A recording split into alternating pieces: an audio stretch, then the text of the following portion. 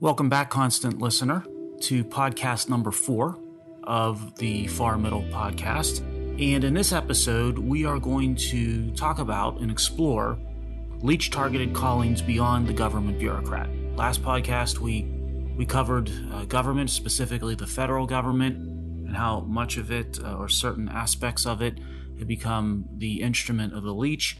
Today, we're going to take a step beyond government and look at some very storied institutions or professions that have proud histories that unfortunately have found themselves targeted by the leech, and in many instances have become instruments of the leech.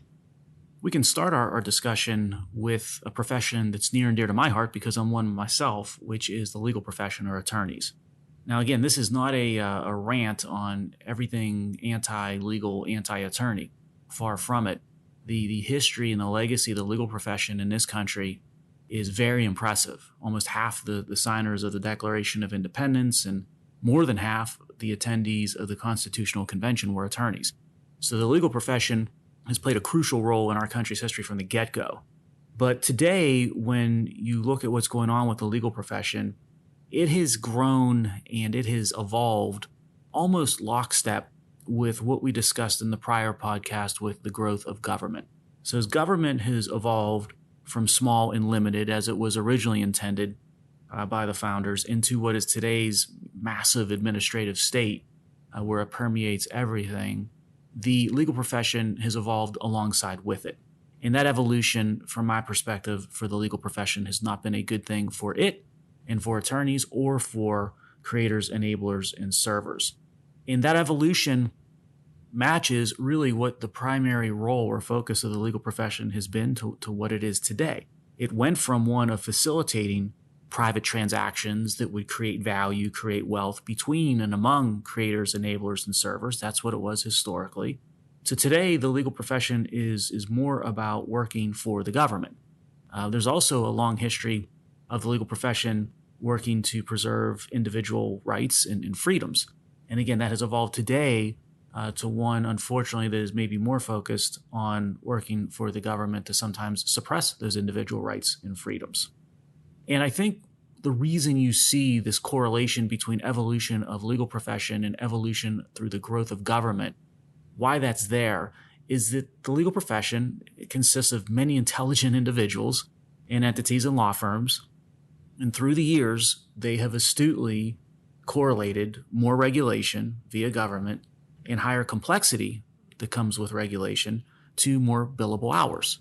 They figured out that what is good for government, i.e. more regulation, more complexity, more uncertainty, that helps the legal profession or the law firm with respect to creating a bigger demand for legal assistance and advice, thus more billable hours.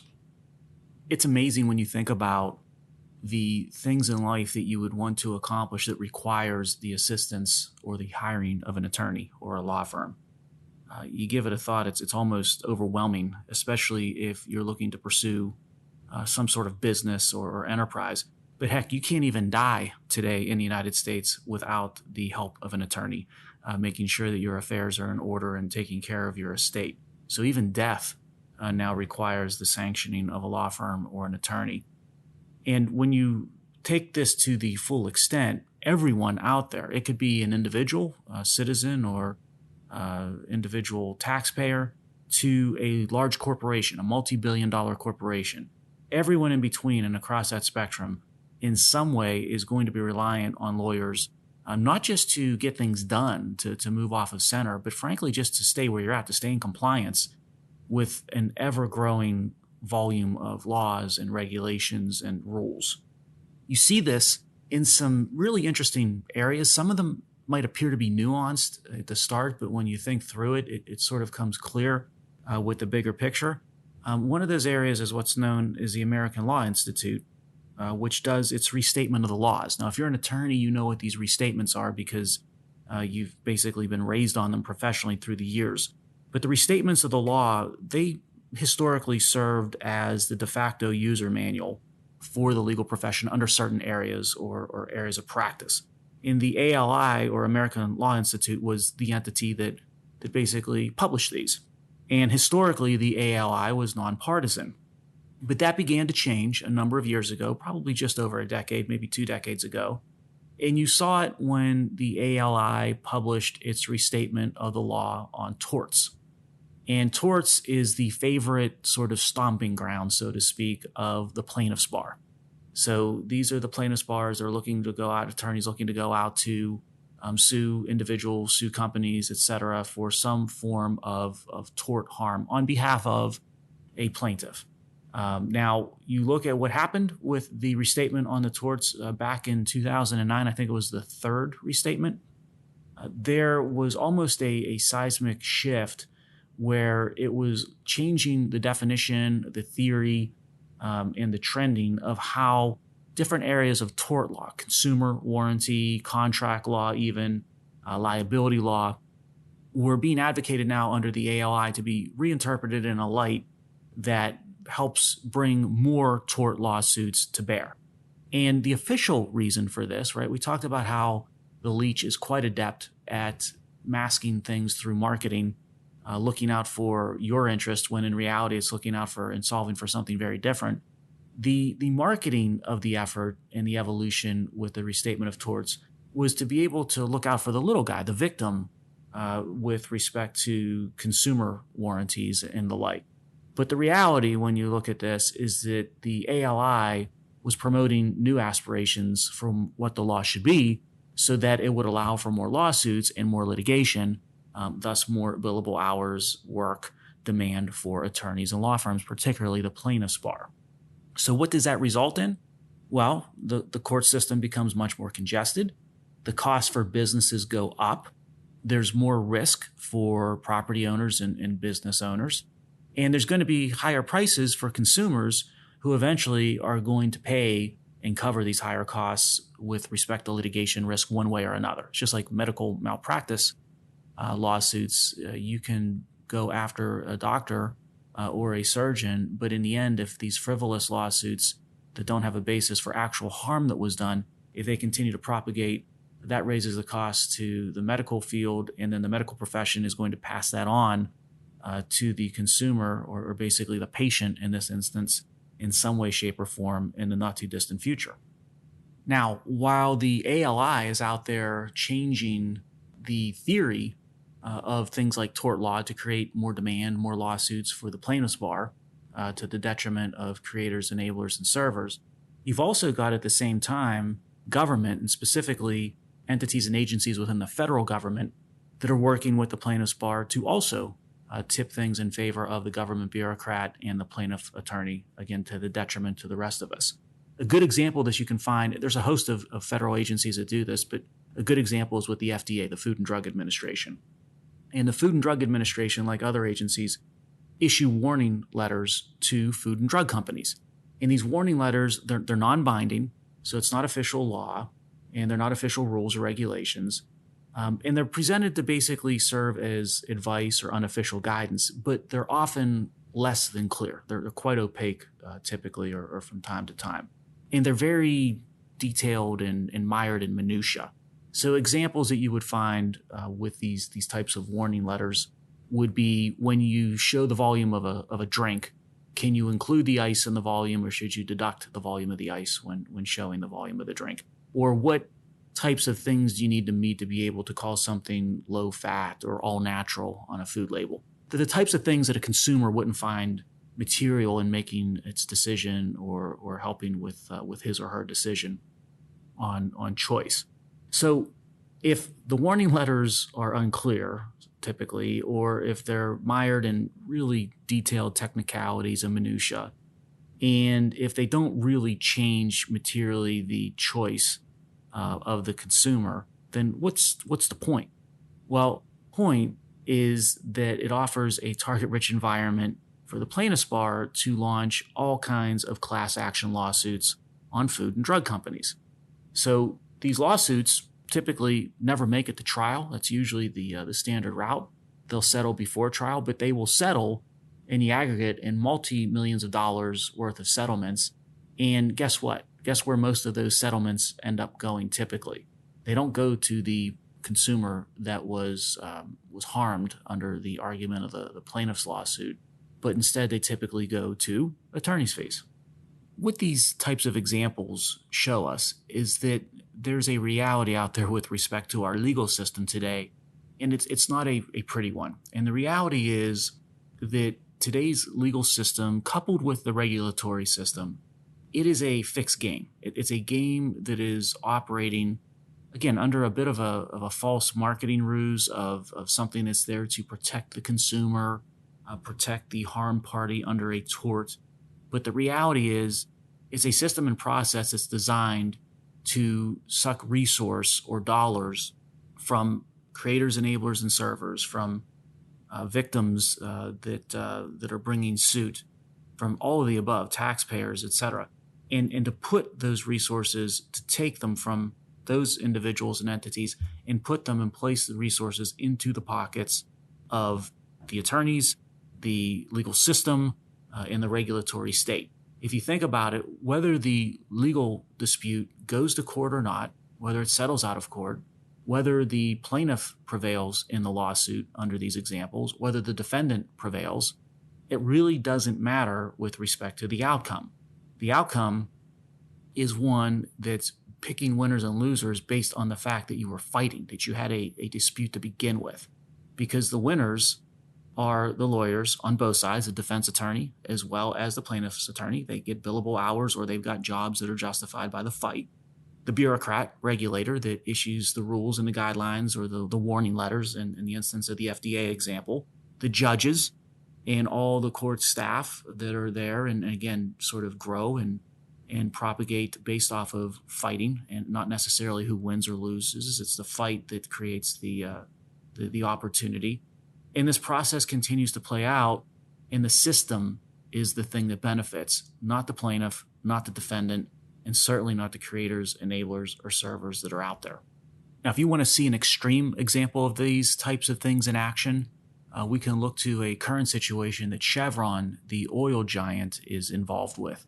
I don't know if you've been following this, but Chevron has been in a legal brawl, that's the best way to describe it, for a number of years with an environmental lawsuit and a judgment that was entered against it, a big headline number, multi-billion-dollar judgment against it in Ecuador.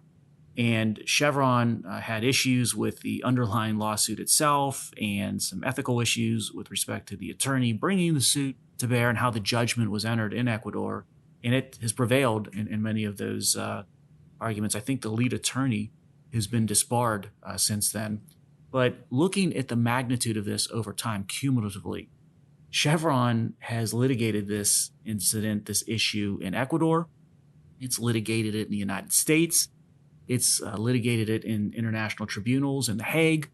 Last count, 7 different countries where Chevron has fought this under different legal systems. 36 courts.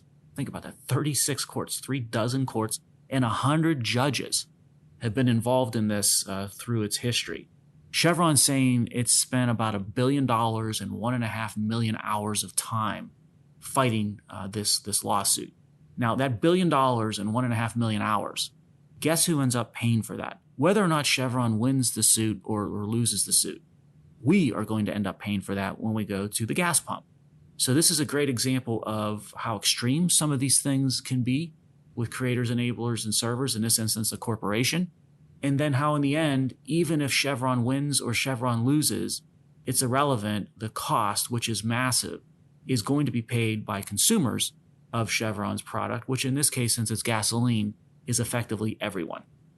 What's really interesting about this to me is how this game that we're seeing across the civil and regulatory sides of legal disputes, it was pretty much copied. It's a mirror image of what was going on in the criminal courts and its playbook for decades.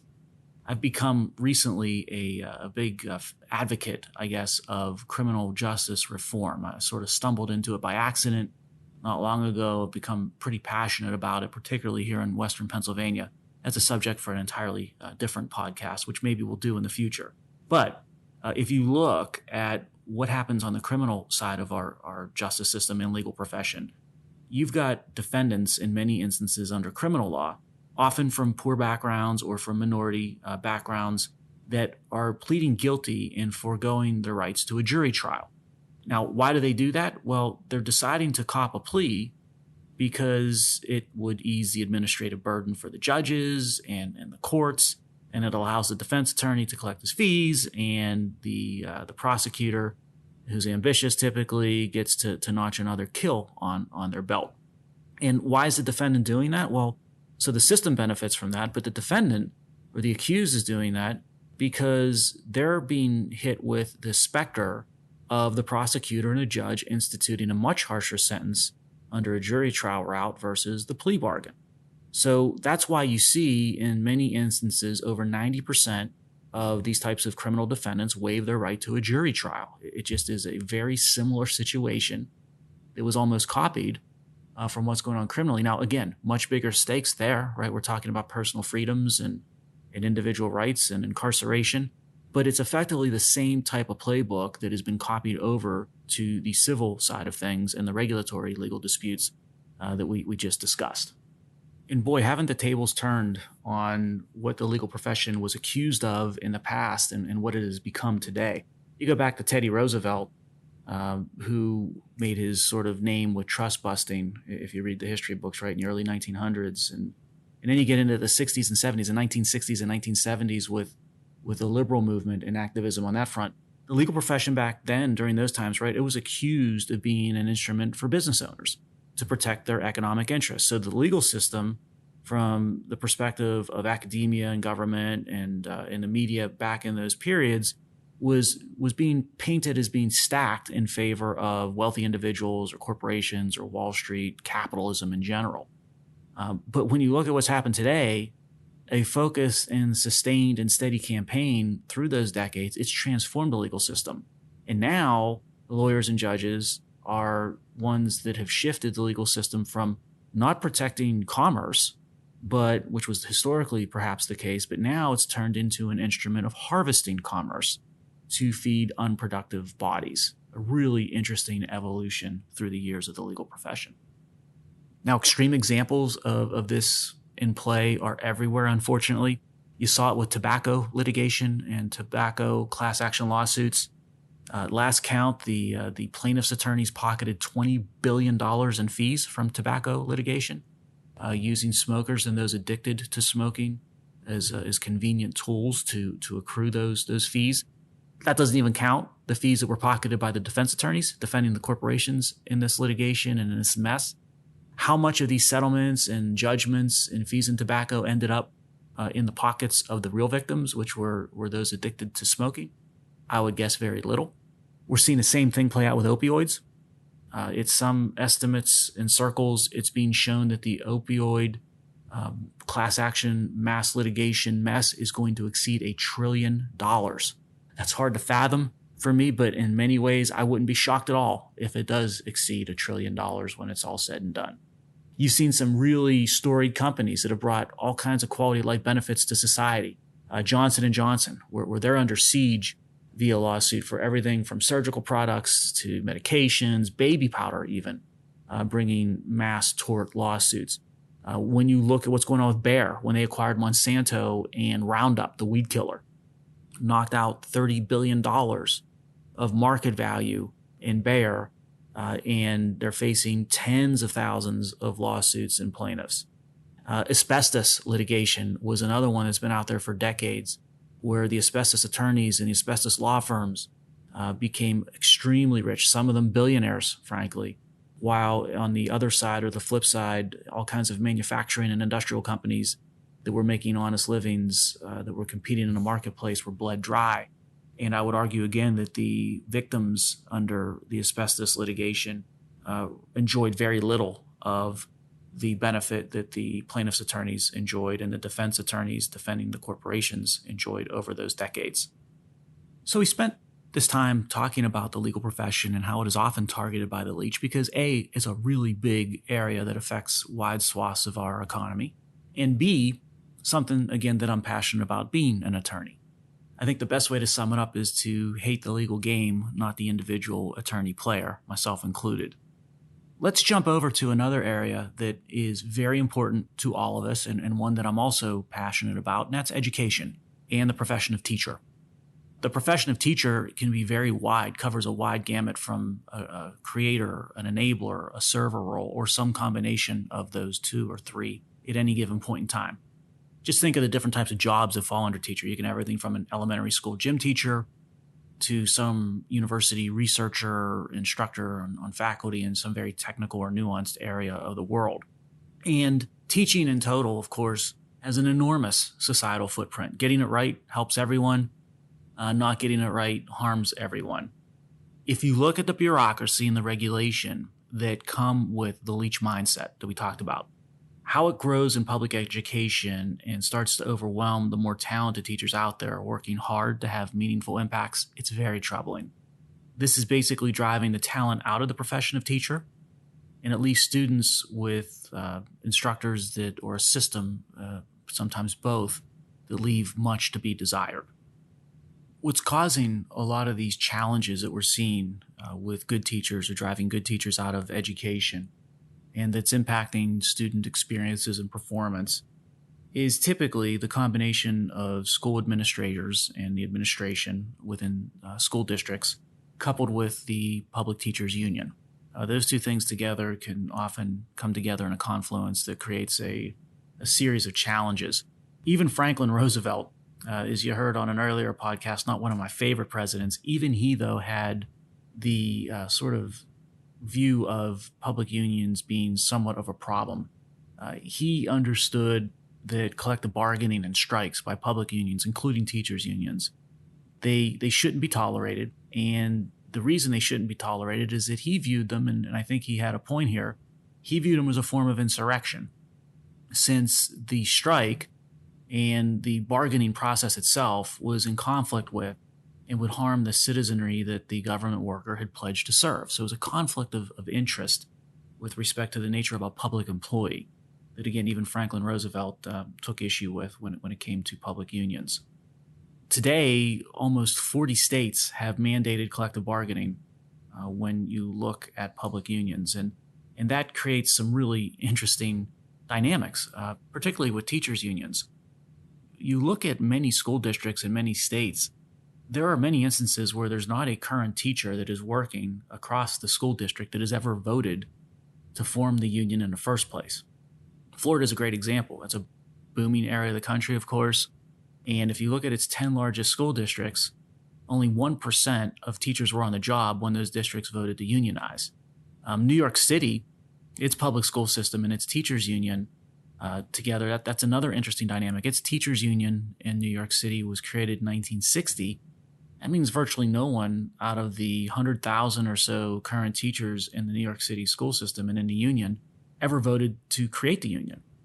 So that's a strange set of circumstances, you would think, that almost results in teachers being in some form of institutionalized conscription.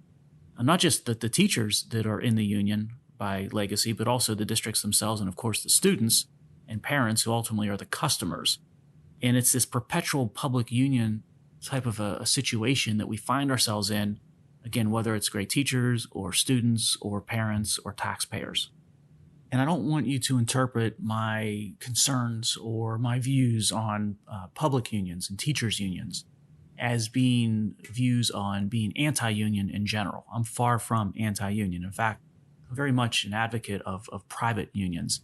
I talked about my support for the building trades on a prior podcast, but my family and my experience in life, my family's been beneficiaries of private unions through the years and through the generations. My father was in a steelworkers union. My grandfathers were both in private unions, railroad and steelworkers. So I've seen the benefits of that. And historically, private unions have played a vital role in improving work conditions for traditional blue-collar workers in particular. And they did it in industries that viewed, frankly, labor as an exploitable workforce and an exploitable commodity. And when you look at that history, and again, I'm a businessman and I work for a public corporation, but the history is what it is. Private unions didn't hatch out of nowhere. They were there because there was a need at the time. And in many instances, like I said, with the building trades, they continue to play a vital role. But public unions are a different type of thing altogether, particularly where public unions are representing a professional class, right, which I consider teachers to be a professional class. That typically spells danger or trouble for professional standards in that class. You want to see high performers being rewarded, outsized rewards, to motivate them, incentivize others to continue to achieve and outperform. And you want to see underperformers basically face the consequences of not living up to expectations, not being all treated the same or high performers being paid the same as poor performers because some contract dictates that that's going to be the case. That's not a good outcome for the good teacher. That's not a good outcome for the student. And that's not a good outcome for the taxpayer. Now, if teachers' unions are focusing on the wrong things, instead of rewarding great teachers and creating consequences for poor professional performance and not putting the customer, meaning the student, front and center on the priority list and making sure that they've got great skills in reading and science and math, then we're going to have massive damage done across a whole host and spectrum of stakeholders. And I think we're seeing some of that today.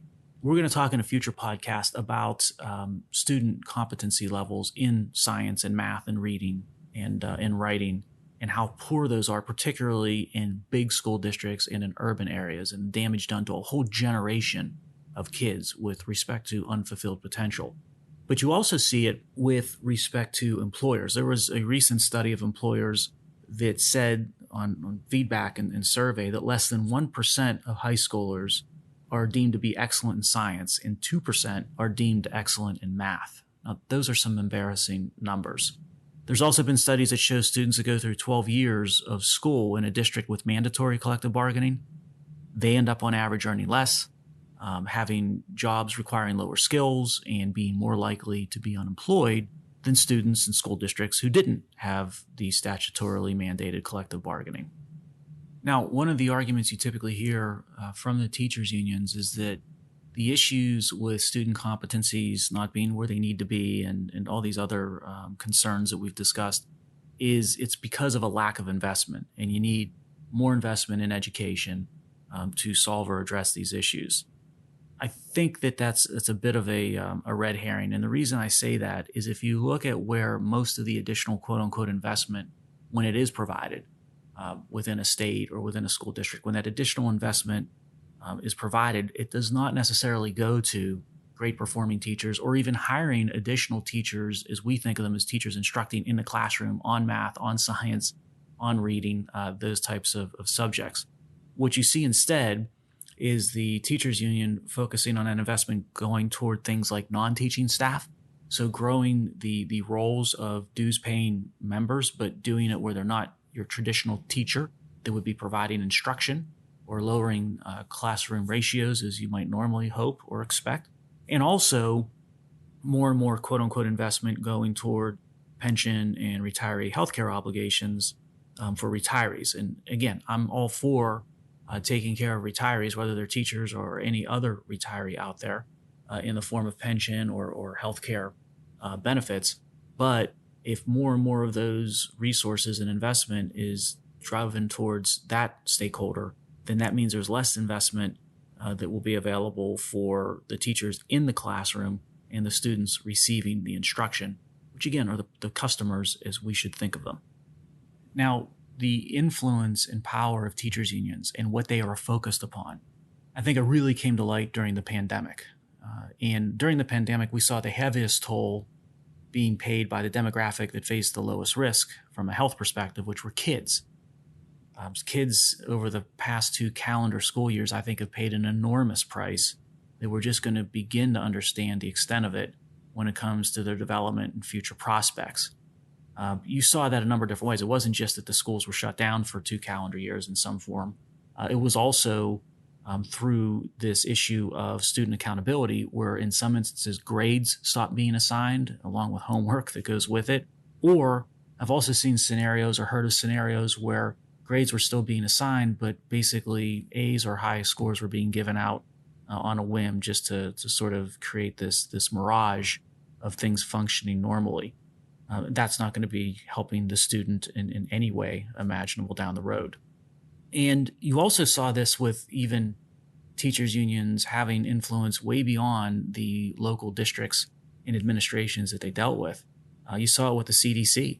Center for Disease Control was found, I guess, ultimately under the Freedom of Information Act. It didn't come to light until after that via emails, that it was taking advice from one of the largest teachers unions in the land on how you go about school openings. And many of the recommendations that this teachers union had with respect to the reopenings, the CDC adopted it verbatim.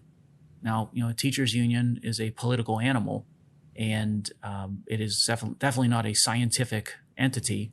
If CDC is supposed to be moving and acting off of the science when it comes to pandemic and reopening or closures, you would hope that it would be sticking to the technical and scientific experts, not a political entity like a teachers union.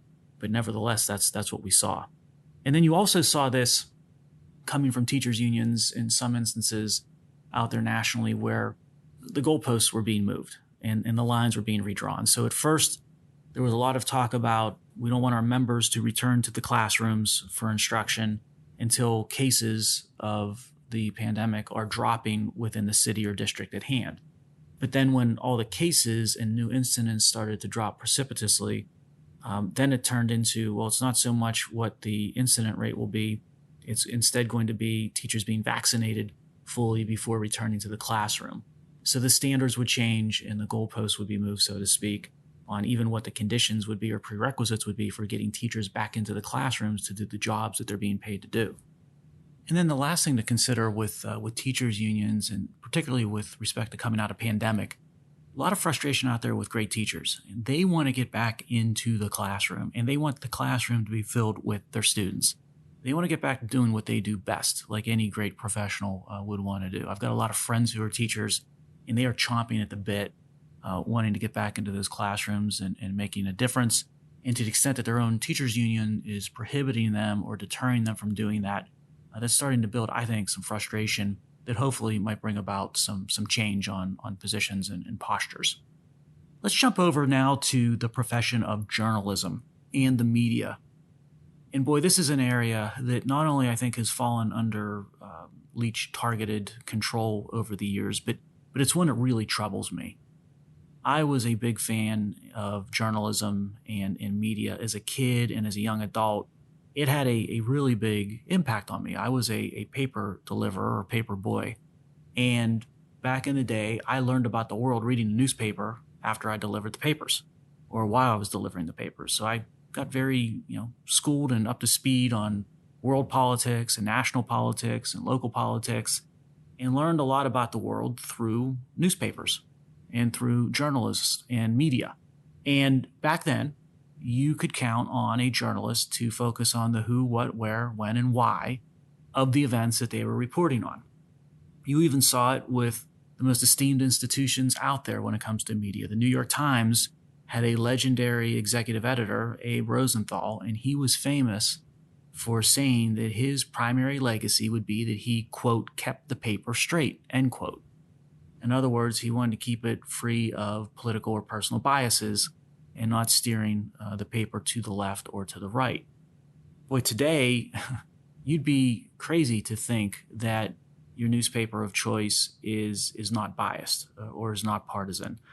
Definitely not the case. And it's clear, and frankly, the journalists and the editors make no apology about it. They embrace it and they welcome it and they run toward it. And this is important because media and journalism has an outsized influence on our society. Malcolm X, he said it best. He said, quote, "The media is the most powerful entity on earth. They've got the power to make the innocent guilty and make the guilty innocent, and that's power because they control the mind of the masses," end quote. He just summed it up perfectly on why journalism and media and having it objective versus having it biased makes a world of difference. Now, my concerns or my frustration with journalism and the media, I'm not unique. I'm not out there alone.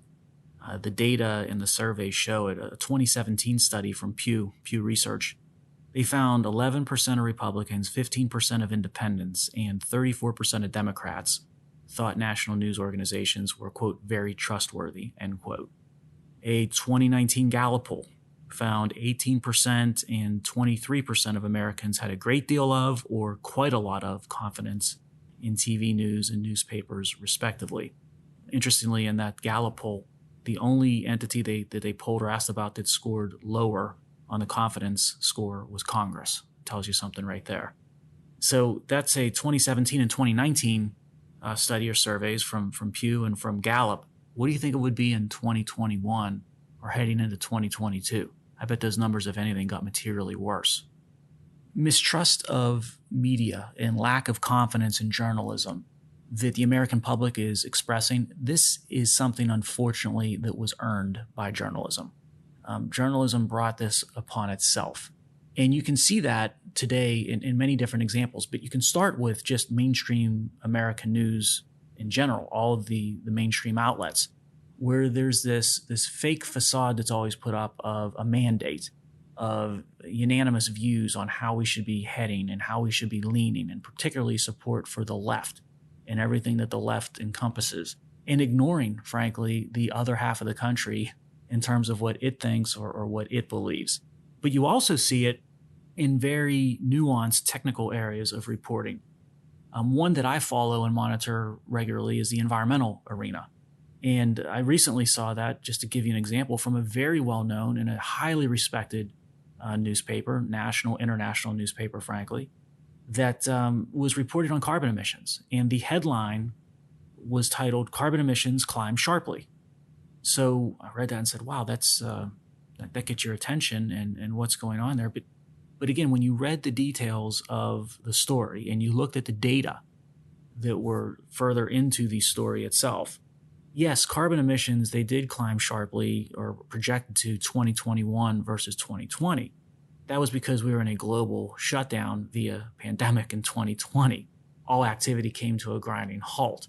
To say that it climbed sharply, carbon emissions climbed sharply, technically true, but a bit misleading, don't you think, once you consider that 2020 was sort of a falsely suppressed low number because of a once-in-a-generational or lifetime shutdown that artificially reduced carbon emissions, and now 2021 is going to obviously increase when reopenings occur. And by the way, the 2021 projected carbon emissions were still lower than what they were in 2019 before the shutdowns.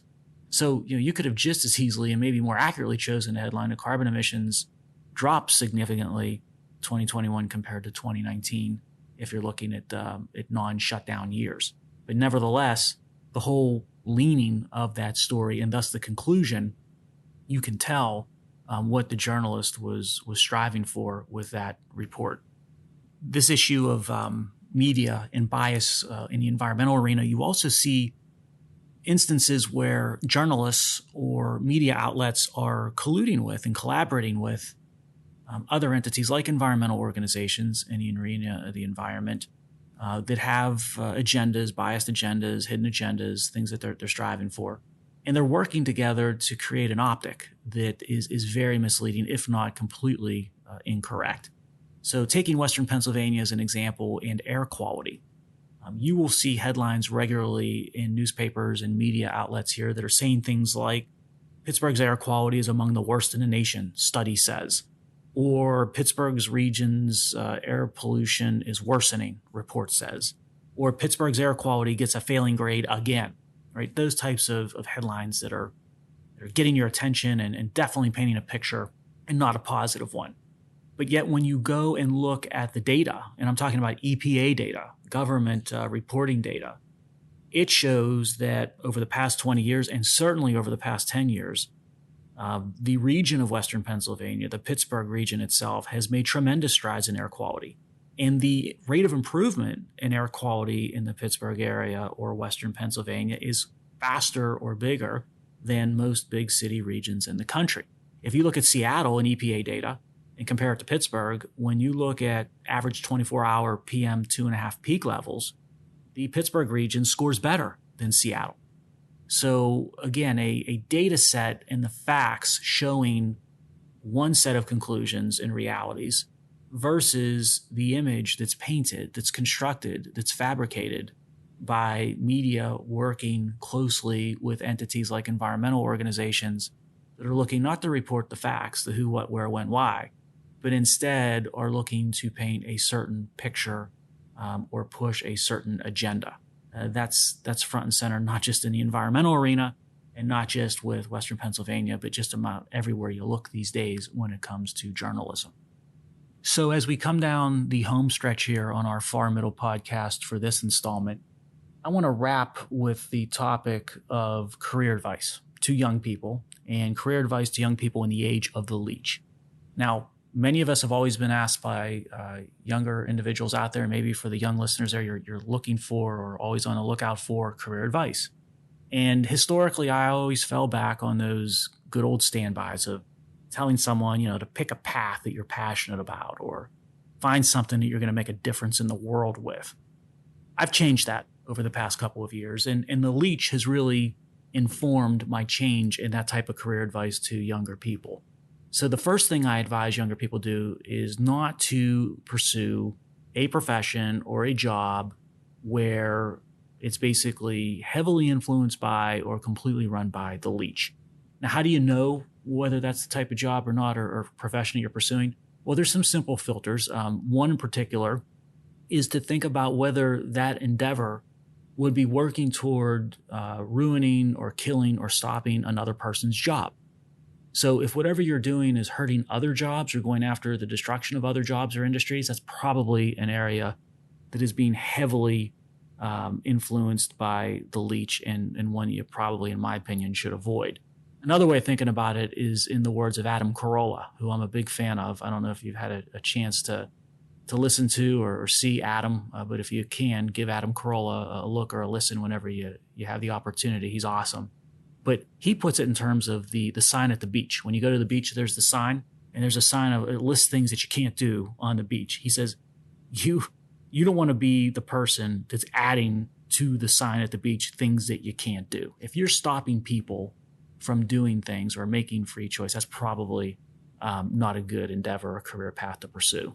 The second piece of career advice that I offer up is to have talented individuals pursue industries or careers that are largely unregulated by government.